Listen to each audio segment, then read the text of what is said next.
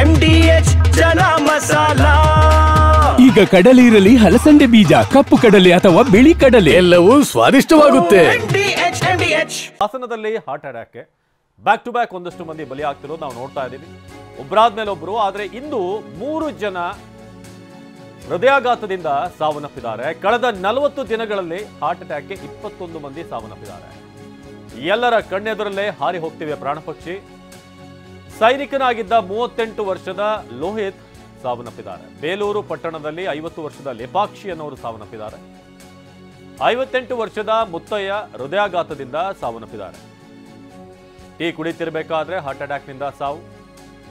ಸರಣಿ ಹೃದಯಾಘಾತದಿಂದ ಬೆಚ್ಚಿ ಬಿದ್ದಂತ ಹಾಸನದ ಜನತೆ. ಹಾಸನದಲ್ಲಿ ಹೃದಯಾಘಾತಕ್ಕೆ 3 ಮಂದಿ ಇವತ್ತು ಬಲಿಯಾಗಿದ್ದಾರೆ.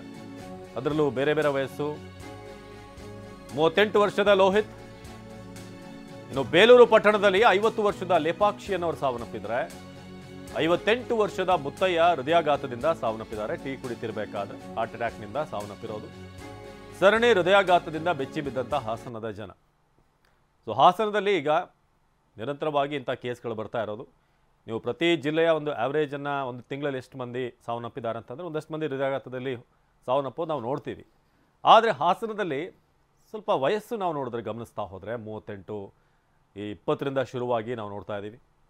ಇವತ್ತು ಒಬ್ಬರು 38 ವಯಸ್ಸಿನವರು, ಮತ್ತೊಬ್ಬರು 50 ವರ್ಷದವರು, ಹಾಗೆ ಮುತ್ತಯ್ಯ 58 ವರ್ಷ ಟೀ ಕುಡಿತಿರಬೇಕಾದ್ರೆ ಹಾರ್ಟ್ ಅಟ್ಯಾಕ್ನಿಂದ ಸಾವನ್ನಪ್ಪಿರೋದು. ಸರಣಿ ಹೃದಯಾಘಾತದಿಂದ ಹಾಸನದ ಜನತೆ ಬೆಚ್ಚಿ ಬಿದ್ದಿದ್ದಾರೆ. ಕಳೆದ 40 ದಿನಗಳಲ್ಲಿ ಹಾರ್ಟ್ ಅಟ್ಯಾಕ್ಗೆ 21 ಜನ ಸಾವನ್ನಪ್ಪಿರೋದು. ಎಲ್ಲರ ಕಣ್ಣೆದುರಲ್ಲೇ ಹಾರಿ ಹೋಗ್ತಾ ಇದೆ ಪ್ರಾಣಪಕ್ಷಿ. ಇವತ್ತು 3 ಜನ ಹೃದಯಾಘಾತದಿಂದ ಸಾವನ್ನಪ್ಪಿದ್ದಾರೆ. ಹಾಸನದಲ್ಲಿ ಹೃದಯಾಘಾತಕ್ಕೆ ಮಹಿಳೆ ಸಾವನ್ನಪ್ಪಿರೋದು. ಬೇಲೂರು ಪಟ್ಟಣದ ಜೆಪಿ ನಗರದ ಲೇಪಾಕ್ಷಿ ಸಾವು. ಬೆಳಗ್ಗೆ ಮನೆಯಲ್ಲಿದ್ದಾಗ ಸುಸ್ತು ಅಂತ ಕುಸ್ತು ಬಿದ್ದರು.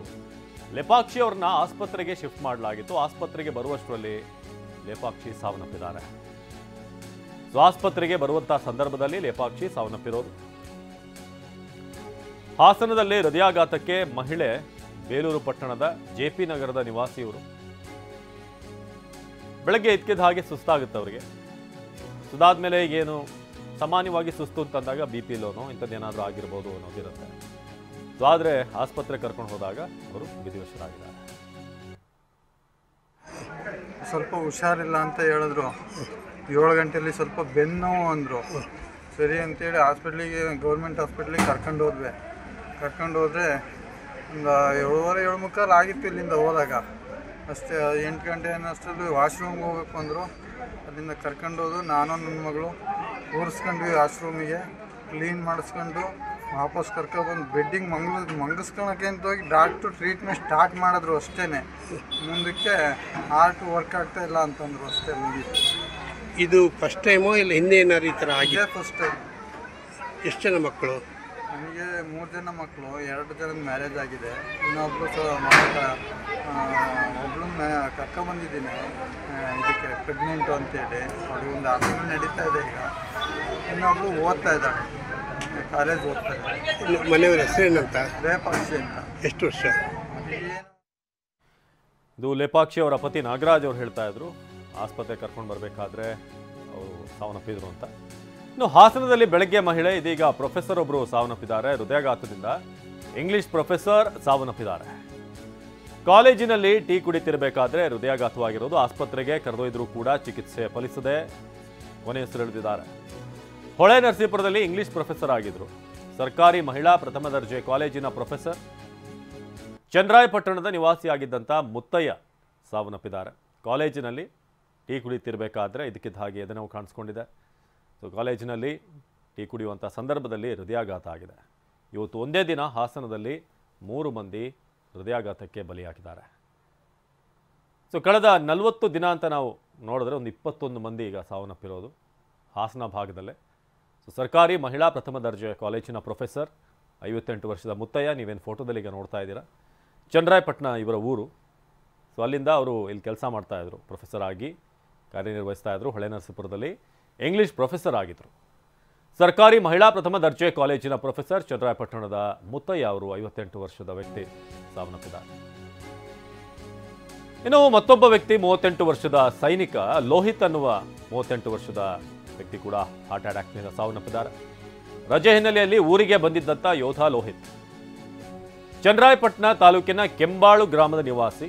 ನಿಮಗೆಲ್ಲ ಗೊತ್ತಿರೋ ಹಾಗೆ ಯೋಧರ ಲೈಫ್ ಸ್ಟೈಲ್ ಹೇಗಿರುತ್ತೆ, ಹೇಗೆ ಜೀವನ ಪದ್ಧತಿ ಇರುತ್ತೆ, ಎಷ್ಟು ಶಿಸ್ತಿರುತ್ತೆ ಎಲ್ಲ ನೋಡಿರ್ತೀರ. ಕಳೆದ 18 ವರ್ಷಗಳಿಂದ ಸೈನಿಕನಾಗಿ ಸೇವೆ ಸಲ್ಲಿಸ್ತಾ ಇರೋದು. 7 ವರ್ಷದ ಹಿಂದಷ್ಟೇ ಮದುವೆ ಆಗಿದ್ರು ಲೋಹಿತ್. ಹಾಸನದಲ್ಲಿ 38 ವರ್ಷದ ಸೈನಿಕನಿಗೂ ಕೂಡ ಹೃದಯಾಘಾತವಾಗಿದೆ.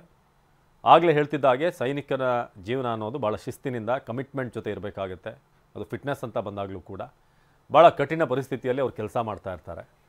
ಸ್ವಂತದ್ರಲ್ಲಿ ಅಂಥ ಲೋಹಿತ್ ಅವರಿಗೆ ಹೃದಯಾಘಾತವಾಗಿರೋದು ಈಗ ಹಲವಾರು ಪ್ರಶ್ನೆಗಳಿಗೆ ಕಾರಣವಾಗಿದೆ ಜನರಲ್ಲಿ. ಅಂದರೆ ಹೇಗಿರಬೇಕು, ಯಾವ ರೀತಿ ಜೀವನ ಪದ್ಧತಿ ಇದ್ದರೂ ಕೂಡ ಆಗ್ತಿದೆ ಅಂತಂದರೆ. ಸೊ 3 ಜನ ಇವತ್ತು ಮೃತಪಟ್ಟಂಥವರು, 3 ಜನ ಕೂಡ ಮೃತಪಟ್ಟಿರೋದು ಹೃದಯಾಘಾತದಿಂದ ಅಂತ ಮಾಹಿತಿ ಇದೆ. ಲೇಪಾಕ್ಷಿ ಮೊದಲ ಫೋಟೋ ನೀವು ನೋಡ್ತಾ ಇರೋದು, 50 ವಯಸ್ಸು. ಇನ್ನೊಬ್ಬರು ಇಂಗ್ಲೀಷ್ ಪ್ರೊಫೆಸರ್, ಹೃದಯಾಘಾತಕ್ಕೆ ಮುತ್ತಯ್ಯ ಅವರು ಸಾವನ್ನಪ್ಪಿದ್ದಾರೆ. ಇನ್ನು ರಜೆಗೆ ಅಂತ ಊರಿಗೆ ಬಂದಿದ್ದಂಥ ಯೋಧ ಲೋಹಿತ್ ಹೃದಯಾಘಾತಕ್ಕೆ ಬಲಿಯಾಗಿದ್ದಾರೆ. ಹಾಸನದಲ್ಲಿ ಇವತ್ತು ಒಂದೇ ದಿನ 3 ಜನ ಹೃದಯಾಘಾತಕ್ಕೆ ಸಾವನ್ನಪ್ಪಿರೋದು. ನಮ್ಮ ಪ್ರತಿನಿಧಿ ಮಂಜುನಾಥ್ ಈ ಬಗ್ಗೆ ಹೆಚ್ಚಿನ ಮಾಹಿತಿಯನ್ನು ನೀಡ್ತಾರೆ ನೇರ ಸಂಪರ್ಕದಲ್ಲಿ. ಮಂಜುನಾಥ್, ಹಾಸನದಲ್ಲಿ ನಾವು ಕಳೆದ ಒಂದು ತಿಂಗಳಿಂದ ನಾವು ನೋಡ್ತಾ ಹೋದರೆ ಸಾಕಷ್ಟು ಮಂದಿ ಹೃದಯಾಘಾತದಿಂದ ಸಾವನ್ನಪ್ಪಿದ್ದಾರೆ. ನಾನಾಗಲೇ ಹೇಳ್ತಾ ಇದ್ದೆ, ಪ್ರತಿ ಜಿಲ್ಲೆಯ ಒಂದು ಆವ್ರೇಜ್ ಒಂದು ತಿಂಗಳಲ್ಲಿ ತಗೊಂಡ್ರೆ ಒಂದಷ್ಟು ನಂಬರ್ಸ್ ಇದ್ದೇ ಇರುತ್ತೆ ಹೃದಯಾಘಾತದಲ್ಲಿ.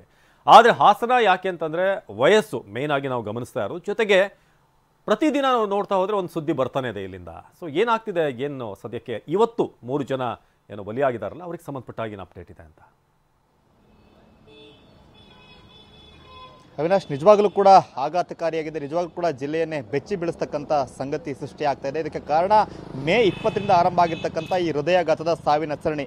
ಇವತ್ತು ಒಂದೇ ದಿನ ಹಾಸನ ಜಿಲ್ಲೆಯಲ್ಲಿ 3 ವ್ಯಕ್ತಿಗಳು ಹೃದಯಾಘಾತಕ್ಕೆ ಬಲಿಯಾಗಿರ್ತಕ್ಕಂಥದ್ದು. ಮೊದಲ ಪ್ರಕರಣ ಬೆಳಗ್ಗೆ 7:30 ಸುಮಾರಿಗೆ ಬೇಲೂರಿನಲ್ಲಿ ನಡೆದಿರ್ತಕ್ಕಂಥದ್ದು. 50 ವರ್ಷದ ಮಹಿಳೆ ಲೇಪಾಕ್ಷಿ ಅವರು ಬೆನ್ನೋವು ಅಂತೇಳಿ ಆಸ್ಪತ್ರೆಗೆ ಹೋಗ್ತಾರೆ. ಅಂದರೆ ಹೆಚ್ಚಿನ ಪ್ರಮಾಣದಲ್ಲಿ ಬೆನ್ನೋವು ಅಂತೇಳಿ ಆಸ್ಪತ್ರೆಗೆ ಹೋಗ್ತಾರೆ. ಚಿಕಿತ್ಸೆ ಕೊಡ್ತಕ್ಕಂಥ ಪ್ರಯತ್ನ ಮಾಡ್ತಿರುವಾಗಲೇ ಹಠಾತ್ ಆಗಿ ಅವರು ಕೊನೆಯುಸಿದ್ದಾರೆ. ಹೃದಯಾಘಾತ ಅಂತೇಳಿ ಹೇಳಲಾಗ್ತದೆ. ಮತ್ತೊಂದು ಪ್ರಕರಣ ಇವತ್ತು ಬೆಳಗ್ಗೆ ಚನ್ನರಾಯಪಟ್ಟಣದ ಹೊಳೆನರಸೀಪುರದ ಸರ್ಕಾರಿ ಪ್ರಥಮ ದರ್ಜೆ ಕಾಲೇಜಿಗೆ ಪ್ರೊಫೆಸರ್ ಹೋಗಿರ್ತಾರೆ, ಮುತ್ತಯ್ಯ ಅಂತಕ್ಕಂಥವ್ರು. ಹೋಗಿ ಆ ಕಾಲೇಜ್ ಎದುರುಗಡೆ ಇರ್ತಕ್ಕಂಥ ಒಂದು ಕ್ಯಾಂಟೀನಲ್ಲಿ ಟೀ ಕುಡಿತಿರ್ತಕ್ಕಂಥ ಸಂದರ್ಭದಲ್ಲಿ ಏಕಾಏಕಿ ಕುಸಿದು ಬಿದ್ದು ಅವರು ಕೂಡ ಮೃತಪಟ್ಟಿದ್ದಾರೆ. ಮತ್ತೊಬ್ಬ ಸೈನಿಕ ಇನ್ನೂ ಕೂಡ ಕರ್ತವ್ಯದಲ್ಲಿದ್ದಾರೆ. ರಜೆ ಸಲುವಾಗಿ ಊರಿಗೆ ಬಂದಿದ್ದಂಥ ಸೈನಿಕ ಲೋಹಿತ್ ಅವರು ಚನ್ನರಾಯಪಟ್ಟಣ ತಾಲೂಕಿನ ಕೆಂಬಾಳು ಗ್ರಾಮದ ಆತ ರಜೆಗೆ ಬಂದಿರ್ತಾರೆ. ಜುಲೈ 3ಕ್ಕೆ ಅವರು ವಾಪಸ್ ಹೊರಡಬೇಕಾಗಿರುತ್ತೆ. ಇಂಥ ಸಂದರ್ಭದಲ್ಲಿ ಇವತ್ತು ಬೆಳಗ್ಗೆ ಏಕಾಏಕಿ ಅವರು ಕೂಡ ಕುಸಿದು ಬಿದ್ದು ಹೃದಯಾಘಾತಕ್ಕೆ ಬಲಿಯಾಗ್ತಿದ್ದಾರೆ. ಸಾಮಾನ್ಯವಾಗಿ ವೈದ್ಯರು ಏನು ಹೇಳ್ತಾರೆ, ಹೃದಯಾಘಾತ ಸಂದರ್ಭದಲ್ಲಿ ಲೇಟ್ ಸಬ್ಮಿಷನ್ ಅಂತ ಹೇಳ್ತಾರೆ. ಅಂದರೆ ಹೃದಯಾಘಾತ ಆಗಿರುತ್ತೆ, ಗೊತ್ತಾಗಿರೋದಿಲ್ಲ, ಲೇಟಾಗಿ ಬರ್ತಾರೆ, ಆವಾಗ ಡೆತ್ ಆಗುತ್ತೆ ಅಂತ. ಆದರೆ ಅವಿನಾಶ್, ಹಾಸನ ಜಿಲ್ಲೆಯಲ್ಲಿ ನಡೆದಿರ್ತಕ್ಕಂಥ ಬಹುತೇಕ ಪ್ರಕರಣಗಳಲ್ಲಿ ಅವರಿಗೆ ಸಮಯನೇ ಸಿಗ್ತಾ ಇಲ್ಲ. ಫ್ರಾಕ್ಷನ್ ಆಫ್ ಸೆಕೆಂಡ್ ಅಥವಾ ಫ್ರಾಕ್ಷನ್ ಆಫ್ ಮಿನಿಟ್ಸಲ್ಲಿ ಡೆತ್ ಆಗ್ತಾ ಇದೆ. ಇದು ಕೂಡ ಸಹಜವಾಗಿಯೇ ಜನರನ್ನ ಆತಂಕಕ್ಕೆ ದೂಡಿದೆ. ಒಟ್ಟು ಈಗ ಜಿಲ್ಲೆಯಲ್ಲಿ 40 ದಿನದಲ್ಲಿ 21 ಜನರು ಈ ಹೃದಯಾಘಾತಕ್ಕೆ ಬಲಿಯಾಗಿರ್ತಕ್ಕಂಥದ್ದು. ಅದರಲ್ಲೂ ಕೂಡ 50 ವರ್ಷದ ಒಳಗಿನವರೇ ಹೆಚ್ಚಿನ ಪ್ರಮಾಣದಲ್ಲಿ ಇದ್ರೆ ಹೃದಯಾಘಾತಕ್ಕೆ ಬಲಿಯಾಗ್ತಿರ್ತಕ್ಕಂಥದ್ದು ಜಿಲ್ಲೆಯ ಜನರನ್ನ ಸಹಜವಾಗಿ ಆತಂಕಕ್ಕೆ ಕೂಡ ದೂಡಿದೆ. ಇದಕ್ಕೆ ಸಂಬಂಧಪಟ್ಟಾಗೆ ಒಂದಷ್ಟು ಪ್ರಯತ್ನ ತಡಿತಕ್ಕಂಥ ಪ್ರಯತ್ನವನ್ನು ಕೂಡ ಜಿಲ್ಲೆಯ ಆರೋಗ್ಯ ಇಲಾಖೆ ಇರ್ಬೋದು ಅಥವಾ ಜಿಲ್ಲೆಯ ಜನಪ್ರತಿನಿಧಿಗಳು ಇರ್ಬೋದು ಮಾಡ್ತಿರ್ತಕ್ಕಂಥ ಪ್ರಯತ್ನವನ್ನು ಕೂಡ ಮಾಡ್ತಾ ಇದ್ದಾರೆ. ಸಂಸದರು ಒಂದು ಸಭೆ ಮಾಡಿದ್ದಾರೆ. ಆರೋಗ್ಯ ಇಲಾಖೆ ಎಲ್ಲ ತಾಲೂಕು ಆಸ್ಪತ್ರೆಗಳಲ್ಲಿ ಎದೆ ನೋವು ಅಂತ ಬಂದಿರತಕ್ಕಂಥ ಚಿಕಿತ್ಸೆ ಕೊಡಬೇಕು ಅಂತಕ್ಕಂಥ ಕಟ್ಟುನಿಟ್ಟಿನ ಸೂಚನೆಯನ್ನು ಕೂಡ ಕೊಟ್ಟಿದೆ. ಆದರೆ ಈ ಒಂದು ಪ್ರಯತ್ನ ಮಾಡೋದಕ್ಕೂ ಕೂಡ ಸಾಧ್ಯ ಆಗ್ತಾ ಇಲ್ಲ. ಎದೆ ನೋವು ಅಂತ ಬರ್ತಾರೆ ಅಥವಾ ಎದೆ ನೋವು ಅಂತೇಳಿ ಮನೆಯೇ ಕುಸಿದು ಬಿದ್ದು ಮೃತಪಡ್ತಿರ್ತಕ್ಕಂಥ ಘಟನೆಗಳು ಜಿಲ್ಲೆಯ ಜನರನ್ನು ಸಹಜವಾಗಿ ಆತಂಕಕ್ಕೆ ದೂಡಿದೆ. ಅವಿನಾಶ್, ಮಂಜುನಾಥ್, ಇಲ್ಲಿ ಈ 3 ಜನರಲ್ಲಿ ನಾವು ಗಮನಿಸ್ತಾ ಇದ್ದೀವಿ. ಈಗ ಲೋಹಿತ್ ಅನ್ನೋರು 38 ವರ್ಷ, ಒಬ್ಬ ಯೋಧನ ಜೀವನ ಶೈಲಿ ಹೇಗಿರುತ್ತೆ ನಮಗೆಲ್ಲ ಗೊತ್ತು.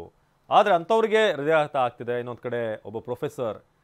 ಏನು ಕಂಡು ಬರ್ತಾ ಇದೆ ಅಂತ ಇದೆಲ್ಲ ಸ್ಟಡಿ ಮಾಡಿದಾಗ ಇಷ್ಟು ಸಾವುಗಳು ಏನಾದರೂ ವಂಶವಾಹಿ ಅಥವಾ ಅವರ ಲೈಫ್ ಸ್ಟೈಲಿಂದ ಆಗ್ತಿರುವಂಥದ್ದ ಏನು ಅಂತ? ಹೌದು ಅವಿನಾಶ್, ಇದು ಸಹಜವಾಗಿ ಪ್ರಶ್ನೆ ಬರ್ತದೆ. ಈಗ ಆಗಿರ್ತಕ್ಕಂಥ ಸ್ಟಡಿಗಳು ಹೇಳ್ತಾ ಇದೆ ಲೈಫ್ ಸ್ಟೈಲು ಅಥವಾ ವಂಶವಾಹಿ ಅಥವಾ ಅವರ ಜೀವನ ಕ್ರಮಗಳೆಲ್ಲವೂ ಕೂಡ ಹೃದಯಾಘಾತಕ್ಕೆ ಪರಿಣಾಮ ಬೀರ್ತಾ ಇದೆ ಅಂತ. ಆದರೆ ಬಹಳ ಪ್ರಮುಖವಾಗಿ ಈ ಹಿಂದೆ ಏನಾದರೂ ಇವ್ರಿಗೆ ಸಮಸ್ಯೆ ಇತ್ತ ಅಂತ ಪ್ರಶ್ನೆ ಮಾಡಿದಾಗ ಬಹುತೇಕ ಪ್ರಕರಣಗಳಲ್ಲಿ ಈ ಹಿಂದೆ ಎಂದೂ ಕೂಡ ಅವರು ಎದೆ ನೋವು ಅಂತಾಗಲಿ ಅಥವಾ ಹೃದಯ ಸಂಬಂಧಿ ಕಾಯಿಲೆಯಿಂದಾಗಲಿ ಚಿಕಿತ್ಸೆ ಪಡ್ಕೊಂಡಿರ್ತಕ್ಕಂಥದ್ದು 90% ಇಲ್ಲ ಅಂತಲೇ ಹೇಳ್ಬೋದು. ಈಗ ಲೇಪಾಕ್ಷಿ ಅವ್ರದ್ದು ಕೂಡ ಅಷ್ಟೇ. ಅತ್ಯಂತ ಆರೋಗ್ಯವಾಗಿದ್ದಂಥ ಗೃಹಿಣಿ ಆಕೆ ಬೆಳಿಗ್ಗೆ ಏಕಾಏಕಿ ಅವರಿಗೆ ಬೆನ್ನು ನೋವು ಬರ್ತದೆ. ಅವರ ಪತಿ ನಾಗರಾಜ್ ಅವರು ತಕ್ಷಣ ಅಲ್ಲಿನ ತಾಲೂಕು ಆಸ್ಪತ್ರೆಗೆ ಕರ್ಕೊಂಡು ಹೋಗ್ತಾರೆ. ಚಿಕಿತ್ಸೆ ಮಾಡೋದಕ್ಕೆ ಪ್ರಯತ್ನ ಪ್ರಯತ್ನ ಮಾಡ್ತಿರೋ ಬಗ್ಗೆ ಅವರು ಕೊನೆ ಇರಿಸಿದ್ದಾರೆ. ಇನ್ನು 2 ಪ್ರಕರಣದಲ್ಲಿ ಈ ಹಿಂದೆ ಏನಾರೋಗ್ಯ ಹೃದಯ ಸಂಬಂಧಿ ಕಾಯಿಲೆ ಇತ್ತಂತಕ್ಕಂಥದ್ದು ಇನ್ನೂ ಕೂಡ ಮಾಹಿತಿ ಲಭ್ಯ ಆಗಬೇಕಾಗಿದೆ. ಆದರೆ ಬಹುತೇಕ ಪ್ರಕರಣಗಳಲ್ಲಿ ಅವಿನಾಶ್ ಯಾರಿಗೂ ಕೂಡ ಈ ಹಿಂದೆ ಅಂದರೆ ಪ್ರೀ ಹಿಸ್ಟ್ರಿ ಯಾವುದೇ ಕೂಡ ಹೃದಯಕ್ಕೆ ಸಂಬಂಧಪಟ್ಟಿರ್ತಕ್ಕಂಥ ಕಾಯಿಲೆಗೆ ಸಂಬಂಧಪಟ್ಟಾಗ ಯಾವುದೂ ಕೂಡ ಇಲ್ಲ.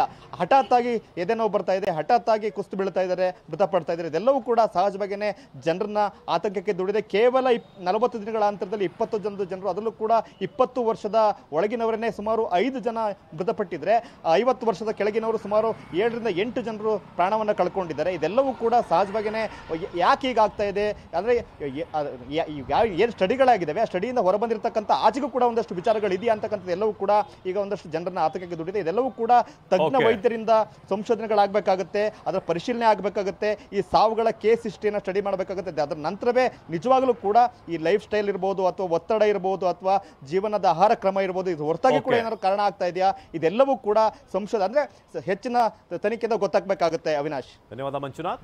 ವಾಹ್, ಯಾಕೆ ಈಗ ಬಂತ ಸ್ವಾದ? ಖಂಡಿತ ಈಗ ಬಂತು ಅಸಲಿ ಸ್ವಾದ. MDH chunky chaat masala life ಅಲ್ಲಿ ಅಸಲಿ ಸ್ವಾದ ತರುತ್ತೆ. ಅಸಲಿ ಮಸಾಲ, ಎಸ್ ಎಸ್ MDH.